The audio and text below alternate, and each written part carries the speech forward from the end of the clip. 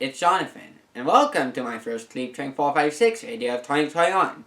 Today, we'll be taking a look at my new 2021 calendar.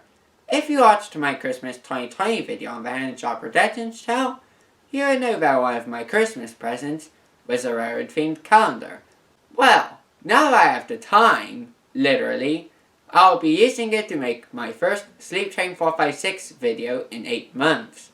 This calendar is Howard Fogg's Trains 2021 and contains one painting of a train by the artist Howard Fogg for each month, as well as information about each train.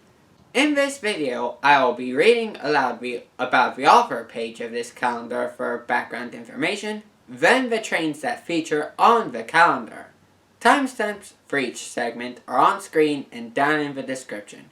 Now, let's begin reviving SleepTrain456. About the artist. Howard Locke Fog Jr. was born in Brooklyn, New York on April 7, 1917. He came from a family that was interested in trains, and at least some of his interest in drawing and painting pictures of trains may be attributed to his grandfather, who was a draftsman in the Boston and Maine Railroad.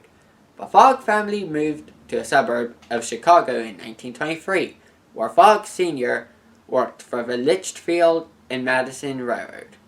In time, Howard followed his father and attended Dartmouth College in New Hampshire, where he studied English literature, created cartoons for the college paper, painted trains, and graduated with a Bachelor of Arts degree in 1938. That year, he enrolled at the Chicago Academy of Fine Arts with the intention of doing work as a cartoonist. After graduation, several uneventful jobs followed, including work as an apprentice engineer at the Baldwin Locomotive Erecting Shop until 1941, when Fogg was drafted into the Army. The attack on Pearl Harbor prompted Fogg to transfer to the Army Air Corps, where he trained as a pilot and received his commission in wings in 1942. Stationed in England, Fogg flew 76 missions escorting heavy bombers, mainly over Germany, and as a result, he was awarded the Air Medal with 3 clusters and the Distinguished Flying Cross with 1 cluster. Howard was discharged from the Army as a captain in 1945, certain only that he wanted to be a railroad artist. In 1946, Fogg was fortunate to meet with Duncan Fraser, the president of the American Locomotive Company, ALCO, in New York. Impressed by Fogg's work, Fraser hired the young artist to paint locomotives in the color schemes of the railroads that were receiving new engines. His work for ALCO brought Fogg into contact with Lucius Beebe, an author who began commissioning and reproducing Fogg's paintings in a variety of railroading books. Fogg also met John Walker Berger III, an expert in rescuing struggling rail lines. As Berger moved from line to line, he commissioned Fogg paintings to help promote each railroad. Fogg's reputation as a painter began to grow. In 1943, Fogg had married his college sweetheart, Margot Deffler. The couple was able to buy their first house in Basking Ridge, New Jersey in 1947. The Foggs had friends in Colorado, and after visiting for several summers, they moved to Boulder in 1955. Fogg set up his studio there and continued to work for ALCO, although his long-term agreement with the company ended in 1957. Thereafter, Fogg worked as a freelance painter. As his reputation grew, Fogg found that his paintings were in such demand that he had a backlog of orders that would require several years to fulfill.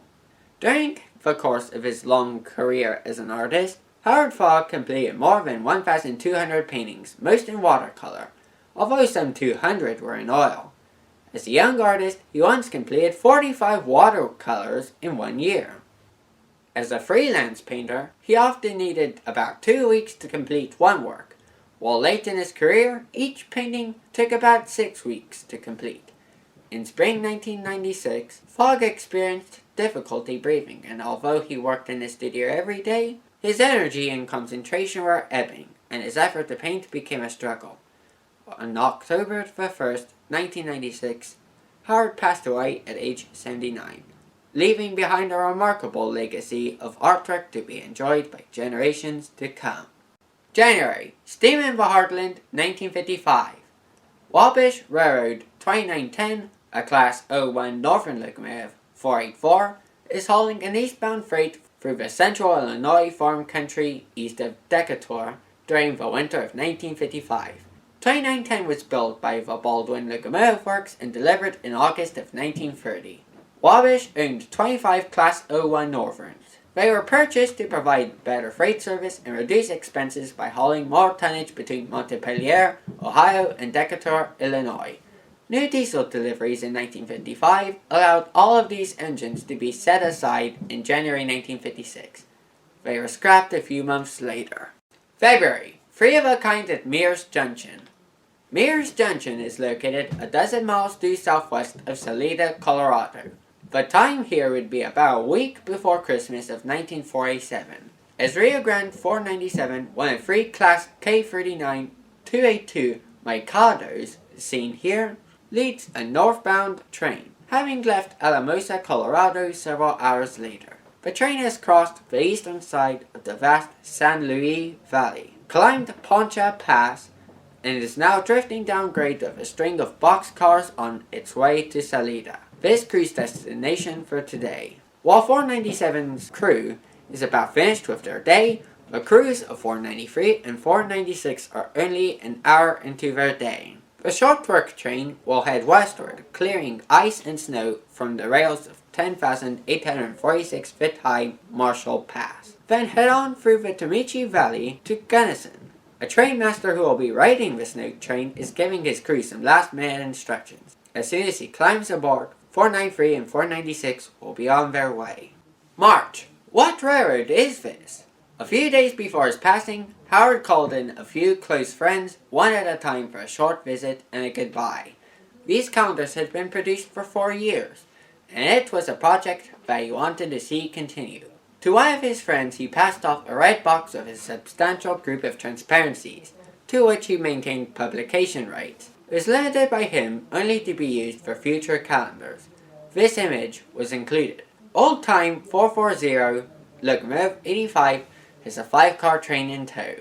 It is standard gauge. Howard only painted narrow gauge subjects when there was no way out of doing so. The location may be the Canadian Rockies.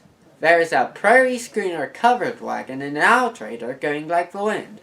No one knows why it was done, if someone commissioned it, or where the original artwork is. April. Shouldn't paint so fast. In May of 1980, the Santa Fe and Southern Pacific Railroads filed a brief with the Interstate Commerce Commission to allow the companies to merge into one railroad, the Southern Pacific Santa Fe, or SPSF. Both railroads painted some of their locomotives in a red and yellow paint scheme. Depending on the railroad, they painted either a large SP or SF in yellow paint. One engine had white lettering. If the merger was approved, they would add the missing initials to mark all the engines SPSF as pictured here. In 1986, after many locomotives had been repainted, the Interstate Commerce Commission rejected the merger. Engines were returned to their previous colors, and other changes were removed, so they looked like 2 railroads again. Then, someone commented about the SPSF, explaining that it probably meant shouldn't paint so fast. The painting is an imagined scene, but it appears to be a westbound shooter on the Santa Fe Transcon near Chellander, Arizona, about 18 miles west of Flagstaff. May. Steam and Spanish moss. Shea 41 of the MK Lumber Company is rolling a load of logs across a rickety trestle in Florida in 1950. This was a scene invented by the artist for a commissioned painting. The buyer asked for a painting of a Shea-powered backwoods lumber train in a Spanish moss environment typical of the Old South. Southern states from Florida west to Louisiana and north to West Virginia and Tennessee had many of these small roads. The minimum of money invested in infrastructure, roadbed, bridges, and the like. Some of these railroads operated into the 1960s. The Shea locomotive was the favored power because they are powerful and also sure-fitted on hastily constructed track. The buyer of this painting was Michael Koch, who had written 2 books detailing the life and career of virtually every Shea locomotive ever built. His home address was at number 41, and Howard converted the street number into an engine number. June. Westbound mail at Martin, Washington. Northern Pacific 2001 is on the approach to the east portal of Stampede Pass with a westbound mail train. The exact location is Martin, Washington, and the year is 1930. The American Locomotive Company built 12 of these locomotives, 484, for the Northern Pacific Railroad in 1926 and 1927. Initially, they were referred to as Northern Pacifics, then to simply Northern. Most were coal burners, but several were converted to burn oil. There were a few problems, but once these were addressed, these locomotives performed well. Northern Pacific eventually owned 48 Northerns in service in different classes from A1 through A5. Other railroads began to order Northern Type 484 locomotives. Before the diesel invasion, 1,113 locomotives with this wheel arrangement were working on 36 North American railroads. By 1959, though, all of Northern Pacific's Northerns were scrapped. July, Kanawha and the New River Gorge. The New River Gorge, located east of Charleston, West Virginia, is the setting for Chesapeake and Ohio 2711 on a passenger train in the late fall of 1944. American Locomotive Company built 40 of these Class K4 284 locomotives in 1943 and 1944. This wheel arrangement was called a Berkshire type. Chesapeake and Ohio referred to them as a Kanawha. They were immensely popular with engine crews and were used on both freight and passenger trains. Chesapeake and Ohio management would order 50 more of them between 1945 and 1947. The new engines were constructed by both Alco and the Lima Locomotive Works, but the diesel engine, with its attendant economies, had arrived on the Chesapeake and Ohio. The first Kanawha was set aside in 1951, and by 1957, all were off the active motive power roster. Management did donate an even dozen Kanawhas for display in various cities and towns served by the railroad. August, Steaminver, Kansas wheat fields. Rock Island 5104, an oil-burning Class R67 Northern 484, leads a westbound freight near Wellington, Kansas in the summer of 1950. Rock Island received 10 R67s in 1944, numbers 5100 to 5109. In 1946, they received 10 more. These were 5110 to 5119. They performed right to specifications, but they were steam locomotives facing the headwinds of a diesel revolution. The new diesels needed almost no road maintenance, whereas steams needed some inspection every day and a government-mandated 3-day inspection every month. There were 1,500 people working in the Rock Island Steam Shop in Silvis, Illinois. They were replaced by 50 diesel mechanics when steam was gone. Rock Island started scrapping the Northerns in 1951, and by 1952, all were off the roster. For some, a service life of only 6 years. This painting appeared in the book Fog and Steam, written by Frank Clodfelter, illustrated by Howard Fogg and published in 1978. September. Station stop at Wagon Wheel Gap. Wagon Wheel Gap, Colorado is located about 60 miles west of Alamosa on what was referred to as the Creed Branch. In 1935, there was still passenger train service on the Creed Branch, as illustrated in this painting. Rio Grande 784, built by the Brooks Locomotive Works in 1909, is a Class T7460. T is for 10-wheeler, 29 is for 29,093 pounds of tractive effort. The train is westbound and it has stopped at the depot to drop off a passenger. 784 would run until 1952, when it was retired after a 43-year service record. October. Bell Price's Railroad. Baltimore and Ohio 4419, one of 45 Class Q4 Mikados, 282, built by the Baldwin Locomotive Works in 1920, is leading a westbound freight up Sand Patch Grade just west of the Horseshoe Curve at Mance, Pennsylvania in the 1940s. Pensy eventually owned 325 Mikados in several different classes. The Q4s were reported to be the best performers. This painting was made after a photograph taken by William P. Price. There were a lot of excellent photographers who followed the B&O. But Bill Price did an amazing job with his photography. He took thousands of black and white images, slides, and 8mm movies beginning in 1946, but year after the demise of steam in 1958. Living in Cumberland, Maryland was an advantage. Surprisingly, Bill never rode in the cab of a Baltimore and Ohio steam locomotive. His choice was to be on the ground taking pictures. His first cab ride anywhere was a good one. He rode with Steve Lee in the Union Pacific steam aboard locomotive 3985 from Beaufort to Cheyenne, Wyoming in 1988. It was on that trip to the west when he first met Howard Fogg. November, free for Horseshoe Curve. The Pennsylvania Railroad always did things in a big way.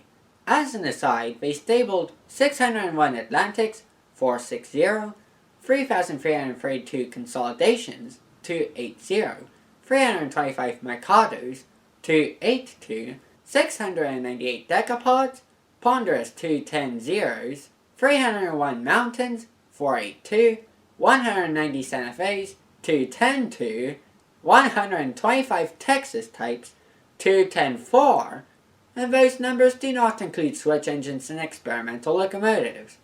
The K4S Pacific, 3 of which are seen here, were well suited for high-speed passenger and mail train service. The first went into service in 1914, and the fire was dropped in the last one in 1957, a 43-year record of service. All 425 of them were built in the Juniata shops. In this painting, 5411 and 2 other Pacifics lead Mail Train 9 around Horseshoe Curve, west of Altoona, Pennsylvania in the fall of 1945. These locomotives were a personal favorite of the artist, and during his career, he was commissioned at least a dozen times to paint them on artboard or canvas. He was adamant that this painting was his favorite. The rider coach on the rear is a nice touch. December, eastbound thunder at Dale Creek. Locomotive 9504, a Union Pacific class, 412-2, is leading in eastbound freight on the approach to Dale Creek, Wyoming in the winter of 1950.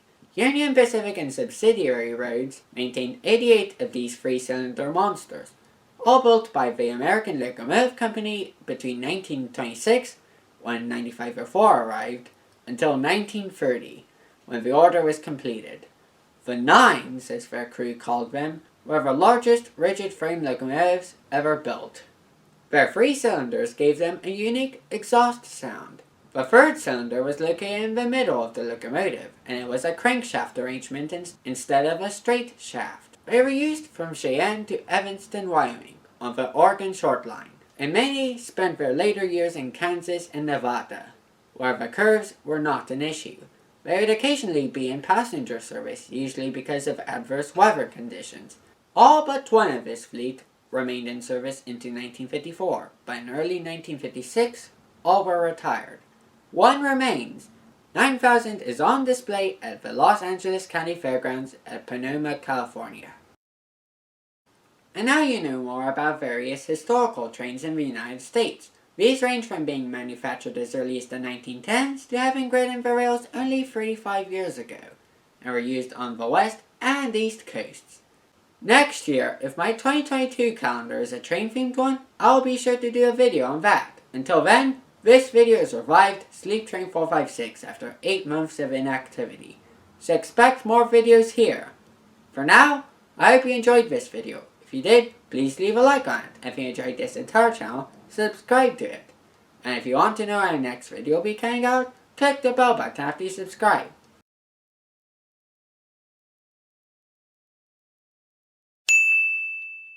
And I'll see you in the next video.